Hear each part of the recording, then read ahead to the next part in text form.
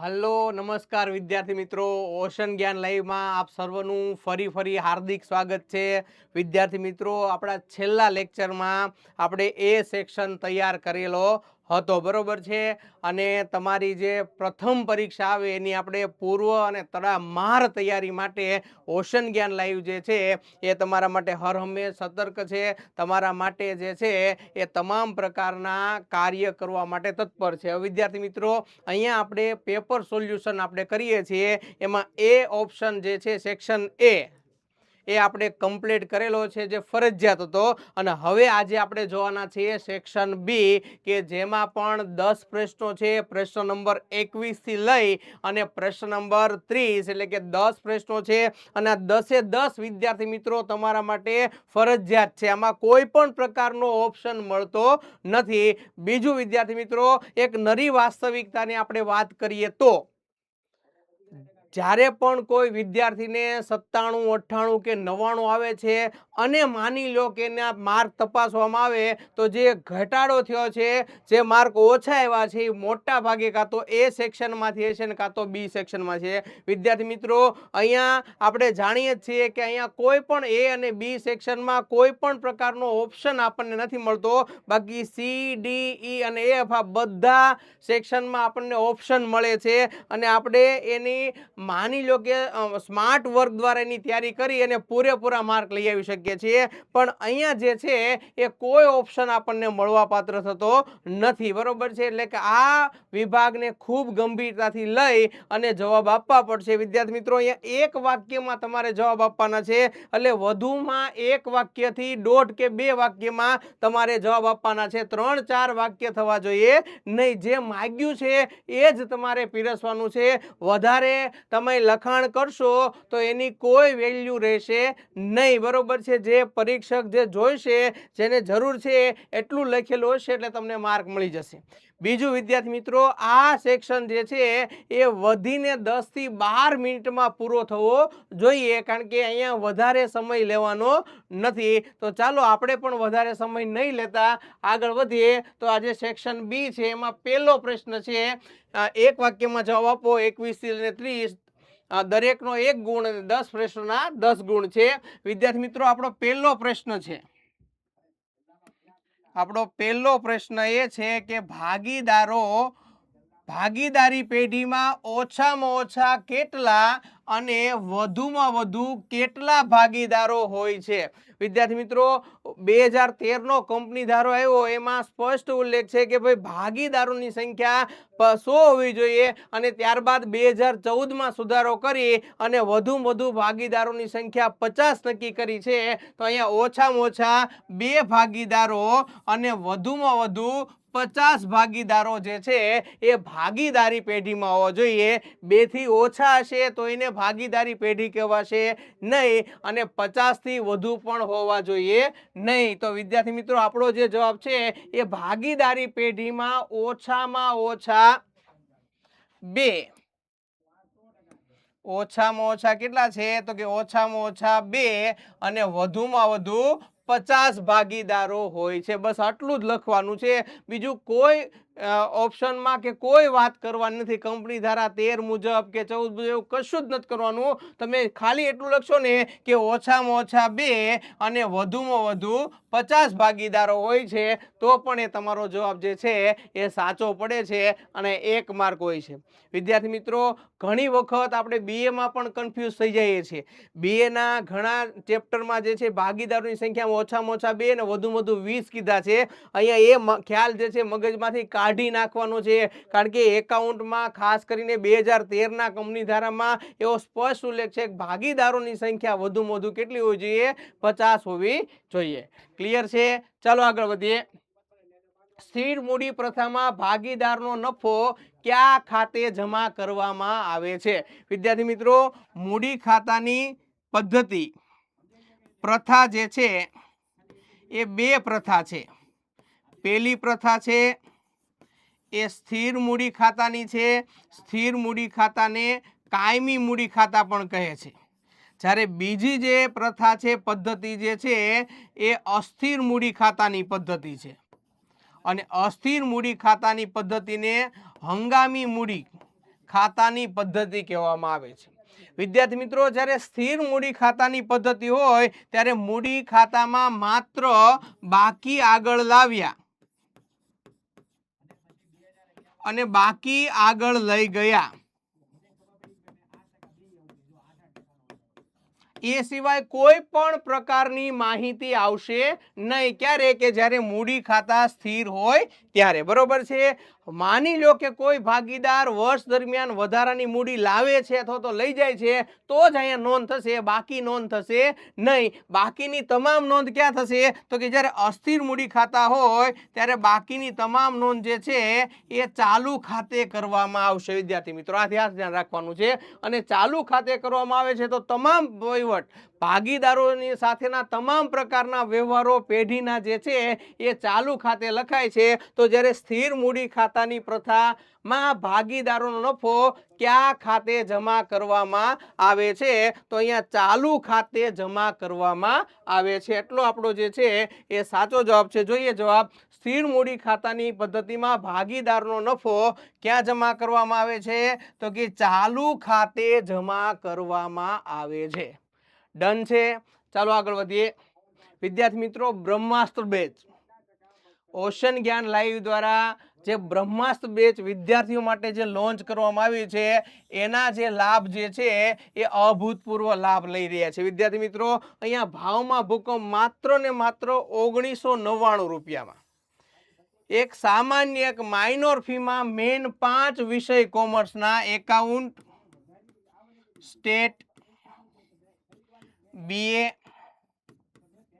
Economics અને English, એ પણ એના અનુભવી શિક્ષકોની જે ટીમ છે એના દ્વારા આ બાબત જે છે એ તમને આપવામાં આવે છે। વિદ્યાર્થી મિત્રો, 1999 રૂપિયામાં ભણાવવામાં તો આવશે, પણ આ સાથે અઢળક તમારા માટે ખજાનો ખોલી મૂક્યો છે। વિદ્યાર્થી મિત્રો, અહીંયા તમને હેન્ડરાઇટિંગ બુક આપવામાં આવે છે, નેવિગેટર આપવામાં આવે છે કે જે તમને આખું વર્ષ કઈ રીતે મહેનત કરવી એનું માર્ગદર્શન આપશે।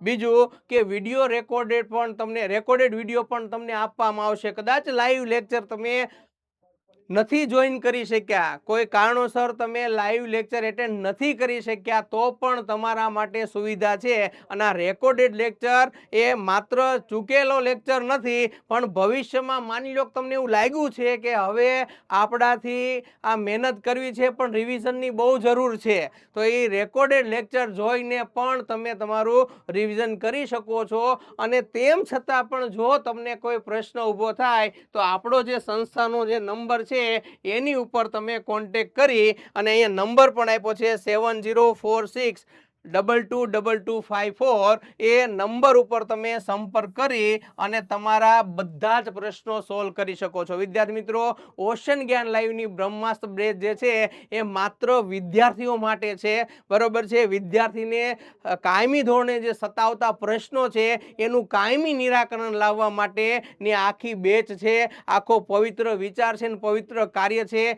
એમાં બહોળી સંખ્યામાં જોડાવ એવું તમને અહીંયા વિનંતી કરવામાં આવે છે વિદ્યાર્થી મિત્રો, કારણ કે લૂંટાય એટલું લૂંટી લેવાનું છે, ભાવમાં હુકમ છે, બરોબર છે। ચાલો આગળ વધીએ વિદ્યાર્થી મિત્રો। પાઘડી એ કેવા પ્રકારની મિલકત છે? હવે અહીંયા 23મો પ્રશ્ન જે છે એ ચેપ્ટર 3 પાઘડીના મૂલ્યાંકનમાંથી આવ્યો છે।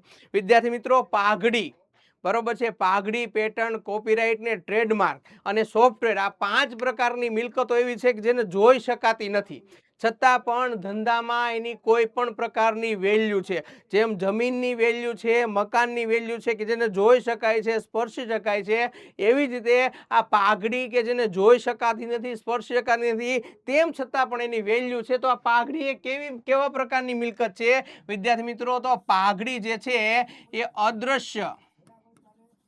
એ અદ્રશ્ય પ્રકારની મિલકત છે, આ યાદ રાખજો। કારણ કે પાઘડી એ ધંધાની નફાકારકતાનું, પ્રતિષ્ઠાનું મૂલ્ય દર્શાવતી એક અદ્રશ્ય મિલકત છે કે જેનો સંબંધ નફા સાથે, પાઘડીને જોઈ શકાતી નથી, સ્પર્શી શકાતી નથી, બરોબર છે, પણ છતાં એના હિસાબે પાઘડીની હાજરીથી ધંધાની વેલ્યુ, ધંધાની મિલકત વધી જાય છે, જ્યારે પાઘડીની ગેરહાજરીથી ધંધાની વેલ્યુ જે છે, મૂલ્ય જે છે એ ઘટી જાય છે। માટે આપણે કહી શકીએ છીએ પાઘડી એ બજારમાં ધંધાની પ્રતિષ્ઠાનું મૂલ્ય દર્શાવતી અદ્રશ્ય મિલકત છે। તમે ખાલી અદ્રશ્ય મિલકત છે એમ લખો તો પણ ચાલશે, અને ધંધાની પ્રતિષ્ઠા, કારણ કે પ્રતિષ્ઠા જે છે એ કોના આધારિત છે, તો કે કોઈ પણ ધંધાની વેલ્યુ જે છે એના નફા આધારિત હોય છે.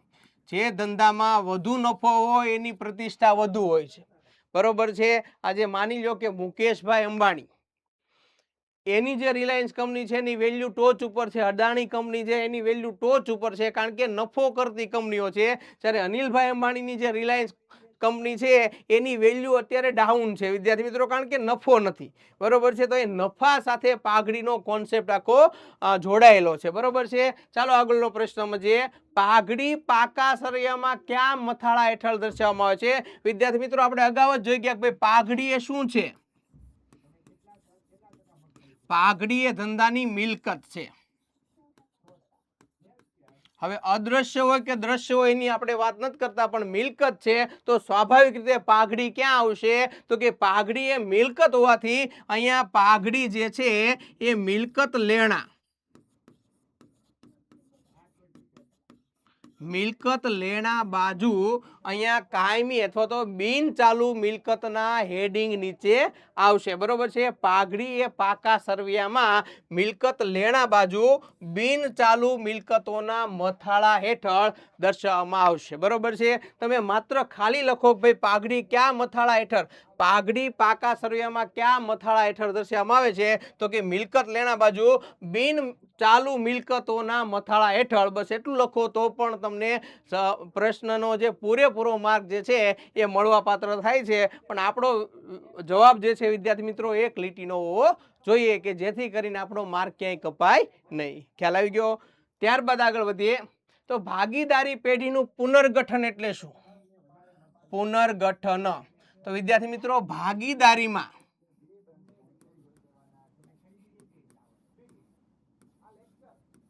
કોઈ પણ કારણોસર ફેરફાર થાય ત્યારે એને પુનર્ગઠન કહેવામાં આવે છે. અને એકદમ દેશી ભાષામાં કહીએ વિદ્યાર્થી મિત્રો તો ભાગીદારો વચ્ચે નફા નુકસાન ની વહેંચણીના પ્રમાણમાં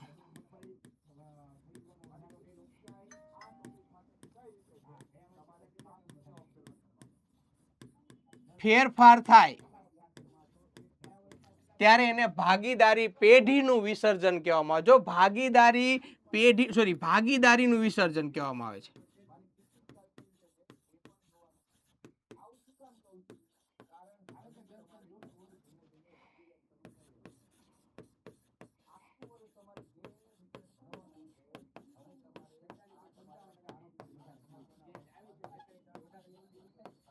આ બે શબ્દો છે ને, બે શબ્દોમાં વિદ્યાર્થી વારંવાર ગોટાળે ચડે છે.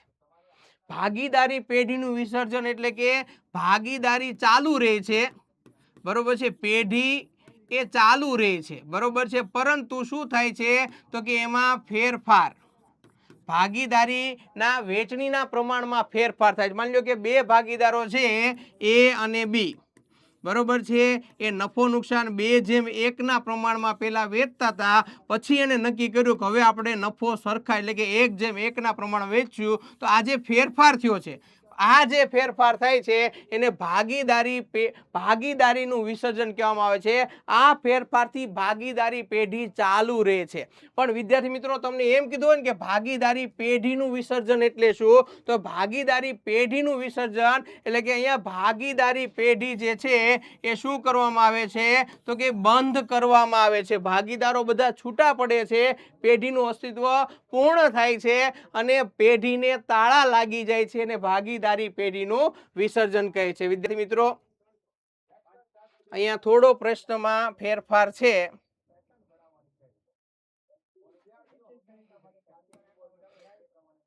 ભાગીદારીનું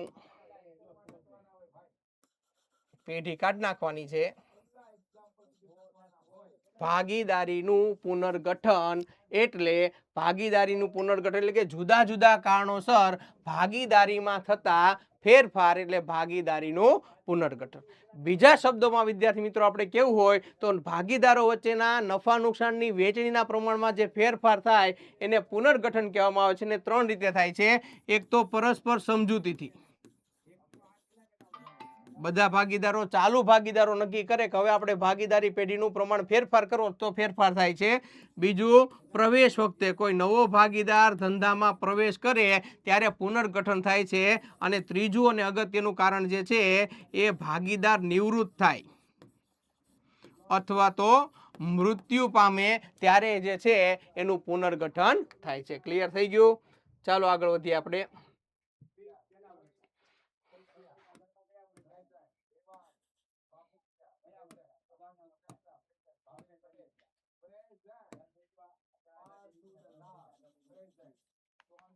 ચાલો આગળ વધી. એકત્રિત નફાની વહેંચણી કઈ રીતે થાય છે? વિદ્યાર્થી મિત્રો, એકત્રિત નફો એટલે શું? તો કે એકત્રિત નફો કયો કે પછી એને અનામત કયો, આ બધું એક જ છે. હવે અનામત કઈ રીતે ઊભી થાય છે? તો કે માની લો કે એ અને બી ની ભાગીદારી પેઢી છે અને એનો નફો છે 1,20,000 રૂપિયા. બરોબર છે. હવે વિદ્યાર્થી મિત્રો, આ 1,20,000 ભાગીદારો વચ્ચે વેચાશે, પણ ભાગીદારો નક્કી કરે કે આપણે બધો નફો વેચવો નથી, આમાંથી આપણે જે છે એ 20,000 અલગ કાઢી લઈએ, 20,000 ધંધામાં રાખી મૂકીએ કે ભવિષ્યમાં કોઈ નિશ્ચિત અથવા તો અનિશ્ચિત બનાવ બની જાય, પ્લાનિંગ સાથે કોઈ ખરીદી કરવી હોય કે પછી કોઈ અનિશ્ચિત બનાવ બની જાય તો ત્યારે આપણે આર્થિક સંકળામણ ન થાય એના હિસાબે આપણે 20,000 રૂપિયા અલગ કાઢીએ અને બાકીના જે 1,00,000 રૂપિયા છે એ 1,00,000 રૂપિયાની અહીંયા વહેંચણી કરીએ, અહીંયા અલગ ભાગ કાઢીએ અને શું થાય છે તો કે વહેંચણી થાય છે. તો અલગ ભાગ જે કાઢે છે એને અનામત કહેવામાં આવે છે વિદ્યાર્થી મિત્રો, અથવા તો અહીં અનામત નો કહો તો એકત્રિત નફો એને કહેવામાં આવે છે. હવે આ નફાની વહેંચણી કઈ રીતે થાય છે? તો કે આ જે એકત્રિત નફો છે, આ અલગ કાઢેલો જે નફો છે એ ખરેખર કોનો છે? તો કે એ જૂના ભાગીદારોનો છે. અને આ નફો જ્યારે વેચવાનો થાય ત્યારે એનો પૂરેપૂરો હક કોનો હોય છે? તો કે એમાં જૂના ભાગીદારનો જ હક હોય છે. એટલે જૂના ભાગીદારો વચ્ચે અહીંયા જૂના પ્રમાણમાં આ નફો જે છે એ વેચાય છે. બરોબર છે. તો હવે આપણે જોઈએ એકત્રિત નફાની વહેંચણી કઈ રીતે થાય છે. ભાગીદારી પેઢીના ચોપડે એકત્રિત નફાની વહેંચણી ચાલુ ભાગીદારો એટલે કે જે જૂના ભાગીદારો છે, ચાલુ ભાગીદારો એટલે કે જે જૂના ભાગીદારો છે એમની વચ્ચે નફા નુકસાનના જૂના પ્રમાણમાં કરવામાં આવે છે, કારણ કે એમાં એમનો જ હક છે. આ અનામત ઊભું કોના કારણે થયું? તો કે જૂના ભાગીદારો જે છે, જે ચાલુ ભાગીદારોએ નફાનો ત્યાગ કરી અલગ રાખી એટલે આ અનામત અસ્તિત્વમાં આવ્યું છે. તો એનો તમામ હક હિસ્સો જે છે એ જૂના એટલે કે ચાલુ ભાગીદારનો હોય છે, એટલે જૂના પ્રમાણમાં જ વેચવામાં આવે છે. બરોબર છે. ચાલો, નવા ભાગીદારને કયા હેતુસર પેઢીમાં દાખલ કરવામાં આવે છે? માની લો વિદ્યાર્થી મિત્રો, બે ભાગીદારો છે, ભાગીદાર એ અને ભાગીદાર બી. ધંધાનો ખૂબ વિકાસ થયો છે, ધંધો એની પ્રગતિની ટોચ ઉપર છે અત્યારે.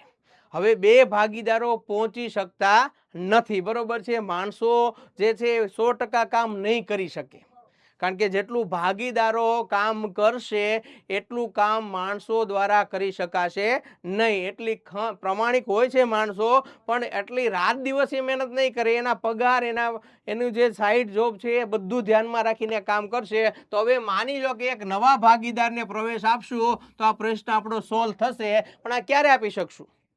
તો કે કાં તો ભાગીદારી કરારમાં ઉલ્લેખ હોય તો, અથવા તો અત્યારે ભાગીદારી કરારમાં ઉલ્લેખ નથી પણ માની લો કે આ બે ભાગીદાર એગ્રી થાય, સહમત થાય, બરોબર છે, સંમતિ આપે કે નવા ભાગીદારનો આપણે ભાગીદારી પેઢીમાં એન્ટર કરવો છે તો જ નવો ભાગીદાર દાખલ થાય છે, બાકી નવો ભાગીદાર દાખલ થઈ શકતો નથી. ભાગીદારી કરારનામામાં ભાગીદારોના પ્રવેશ અંગે જોગવાઈ એટલે કે સ્પષ્ટતા હોય તો તેને અનુસરીને કે બધા જ ભાગીદારો, બધા જ ચાલુ ભાગીદારો, જે ભાગીદારો છે એ સર્વાનુમતે એટલે કે સંમતિ આપે તો અહીંયા નવો ભાગીદાર જે છે એ ભાગીદારી પેઢીમાં એડ થાય છે, પ્રવેશ કરવા પાત્ર બને છે. એ સિવાય નવો ભાગીદાર પ્રવેશ કરી શકતો નથી. બરોબર છે. ચાલો આગળ વધીએ. વિદ્યાર્થી મિત્રો, ઓશન જ્ઞાન લાઈવ, બરોબર છે, એ મોસ્ટ આઈએમપી પેપર સેટ જે છે તમને મળી શકે છે. અહીંયા આપેલ QR કોડને સ્કેન કરી પ્રશ્નપત્રને સોલ્યુશનની PDF મેળવવા માટે ડાઉનલોડ કરો. આપણી જે ફેમસ અને સૌથી વધુ ડાઉનલોડ થતી કોઈ એપ્લિકેશન હોય તો એ છે ઓશન જ્ઞાન લાઈવ. આ ઓશન જ્ઞાન લાઈવ એપ્લિકેશન ડાઉનલોડ કરી અને આપેલ QR કોડમાંથી તમે QR કોડ ઇન્સ્ટોલ કરી એટલે કે સ્કેન કરી અને તમે પેપર મેળવી શકો છો. એ સિવાય પણ તમારે કોઈ હેલ્પની જરૂર પડે ગમે ત્યારે, બરોબર છે, તો આપેલ નંબર 7046222254 ઉપર સંપર્ક કરી અને તમે જે છે તમારા પ્રશ્નોનું નિરાકરણ લાવી શકો છો. વિદ્યાર્થી મિત્રો, ચાલો આગળ વધીએ. ભાગીદારીની નિવૃત્ત વખતે, બરોબર છે, કોઈ ભાગીદાર જે છે એ નિવૃત્ત થાય છે. ભાગીદારોની એટલે કે ભાગીદારની નિવૃત્તિ વખતે પેઢીના ચોપડે શું કીધું છે તો કે જે જૂની પાઘડી, બરોબર છે, ની હિસાબીસર સમજાવો. હવે જે જૂની પાઘડી આપી છે અને ભાગીદાર નિવૃત્ત થાય છે તો અહીંયા જ્યારે નિવૃત્તિ કે પ્રવેશ વખતે પુનર્ગઠન કરવામાં આવે છે, પુનઃ મૂલ્યાંકન કરવામાં આવે છે, અને પુનઃ મૂલ્યાંકન વખતે મિલકત અને દેવાનું ફરીવાર કિંમત નક્કી કરવામાં આવે છે. તો જે જૂની પાઘડી છે એનું શું કરવામાં આવે છે તો કે જે જૂની પાઘડી છે આ જૂની પાઘડીનું શું કરવામાં આવે છે તો કે જૂના ભાગીદારો વચ્ચે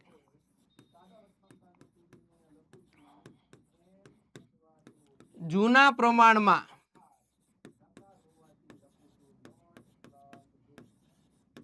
શું કરવામાં આવે છે, મૂડી અથવા તો ચાલુ ખાતે જમા કરવામાં આવે છે. બરોબર છે. હવે વિચાર કરો વિદ્યાર્થી મિત્રો, પાઘડી ક્યાં આપી હશે તો કે પાકા સરવૈયામાં બે બાજુ હોય છે, મૂડી દેવા અને મિલકત લેણા. બરોબર છે. હવે આને પાકું સરવૈયું પત્રક છે એટલે ખાતું નથી. ખાતું હોય તો એને ઉધાર કે જમા બાજુ હોય છે, પણ માની લો કે આપણે એને જમા બાજુ ગણીએ સરળતાથી અને આને ઉધાર બાજુ ગણીએ. હવે પાઘડીની બાકી અહીંયા ઉધાર બાકી દર્શાવતી બધી બાબતો આવશે. શું આવશે? ઉધાર બાકી હોય એ બધી બાબતો આવશે. તો હવે ઉધાર બાકી વાળા ખાતા બંધ કરવા માટે શું કરવું પડશે તો કે એને જમા કરવું પડશે. તો એને જમા કરવું પડશે. બરોબર છે. તો અહીંયા જે તે બાકી જે છે એ જમા થશે અને ત્યારબાદ જે છે અહીંયા મિલકતોની ઉધાર બાકી એટલે મિલકત જે છે એ ઉધાર થશે અને અહીંયા શું થશે તો કે અહીંયા આવશે ઉધાર આવશે. થોડીક મિસ્ટેક થઈ ગઈ છે વિદ્યાર્થી મિત્રો. અહીંયા શું થવાનું છે તો કે અહીંયા જે છે ઉધાર બાકી છે. હવે પાઘડીની બાકી કેવી હોય છે તો કે પાઘડીની બાકી ઉધાર હોય છે. હવે ઉધાર પાઘડીનું ખાતું બંધ કરવામાં આવે છે. જ્યારે ભાગીદાર નિવૃત્ત થાય છે ત્યારે જૂની પાઘડી બંધ કરવામાં આવે છે અને ઝીરો કરવામાં આવે છે. એટલે પાઘડી ખાતું જે છે ઉધારને બદલે જમા કરવામાં આવે છે અને ચાલુ કે મૂડી ખાતું જે છે એ ઉધાર કરવામાં આવે છે. બરોબર છે વિદ્યાર્થી મિત્રો. તો આપણો અહીંયા સાચો જવાબ છે ભાગીદારની નિવૃત્તિ વખતે પેઢીના ચોપડે દર્શાવેલી જૂની પાઘડી, બરોબર છે, નિવૃત્ત થતા ભાગીદાર સહિત બધા જ ભાગીદારો વચ્ચે નફા નુકસાનના જૂના પ્રમાણમાં માંડી વાળવામાં આવે છે. એટલે કે માંડી વાળવામાં આવે છે એનો મીનિંગ શું થાય કે એના ખાતે ઉધાર કરવામાં આવે છે. ક્લિયર થઈ ગયું? ચાલો આગળ વધીએ.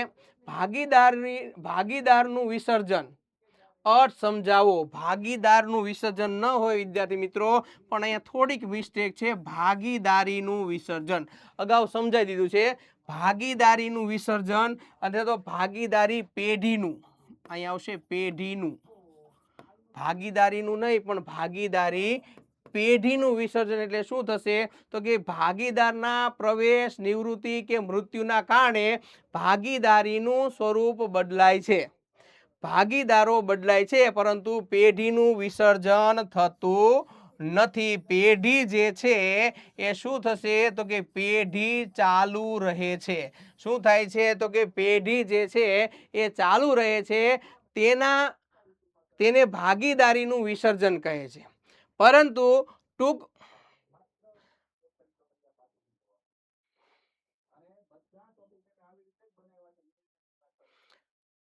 ભાગીદારીનું વિસર્જન કહે છે. બરોબર છે. એટલે કે નફા નુકસાનનું પ્રમાણ બદલાય છે. ખરેખર સવાલ વિદ્યાર્થી મિત્રો આવો જોઈએ, કારણ કે આ પ્રશ્ન ઓલરેડી એક વખત આવી ગયો છે. બરોબર છે. એટલે ભાગીદારી પેઢીનું વિસર્જન થાય છે અને પેઢીનું વિસર્જન થાય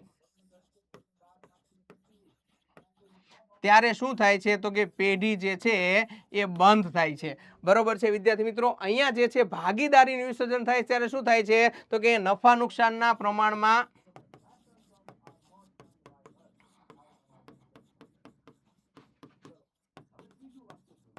ફેરફાર થાય છે બરોબર છે તો અહીંયા જે આપણો જવાબ છે ભાગીદારીનું વિસર્જન કીધું હોય ને તો અહીંયા આવશે અહીંયા નફા નુકસાન એટલે કે ભાગીદારી પેઢીનું વિસર્જન નથી થતું પણ ભાગીદારીનું વિસર્જન થાય છે ટૂંકમાં પુનર્ગઠન એટલે કે ભાગીદારીનું વિસર્જન અહીંયા નફા નુકસાનનું ફેરફાર થાય છે પણ વિદ્યાર્થી મિત્રો જો આપણને પ્રશ્ન એમ કીધો હોય કે ભાઈ ભાગીદારી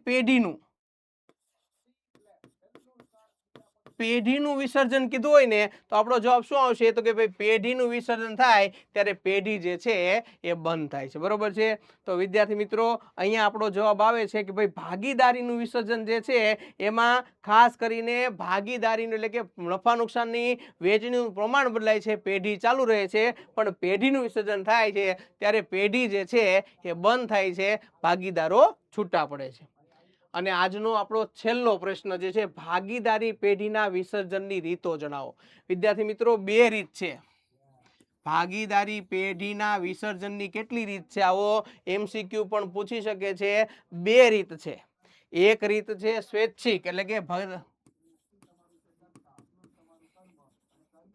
સ્વૈચ્છિક વિસર્જન અને બીજું વિસર્જન જે છે એ છે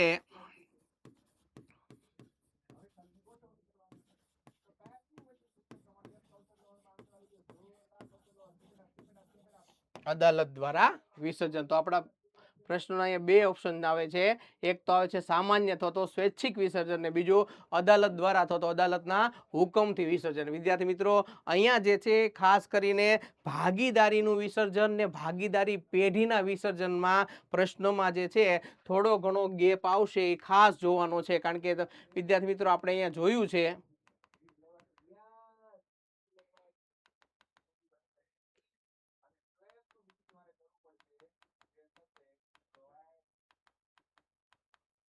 અહીંયા ભાગીદારી પેઢીના વિસર્જનની પણ આપણે વાત કરી હતી બરોબર છે તો વિદ્યાર્થી મિત્રો અહીંયા જે છે આપણા 10 એ 10 પ્રશ્નો પૂરા થાય છે વિદ્યાર્થી મિત્રો રિવિઝન માટેનો અંતિમ પ્રવાહ એટલે કે એક બ્રહ્માસ્ત્ર પ્રહર બરોબર છે આઈએમપી બેચ 2027 બરોબર છે વિદ્યાર્થી મિત્રો ફટાફટ તમે અને તમારા વિદ્યાર્થી મિત્રો જોઈન કરી દો અને તમારા જે પ્રશ્નો છે એનું નિરાકરણ લાવો વિદ્યાર્થી મિત્રો અહીંયા આપણો આજનો આ લેક્ચર સેક્શન બી નો પૂર્ણ કરીએ છીએ હવે નેક્સ્ટ લેક્ચર જે છે સેક્શન સી નો આવશે કે જેમાં આપણે અગત્યના દાખલા ગણીશું તો બરોબર છે તો જોડાયેલા રહો બ્રહ્માસ્ત્ર બેચ સાથે અહીંયા હું મારી વાણીને વિરામ આપું છું જય હિન્દ જય ભારત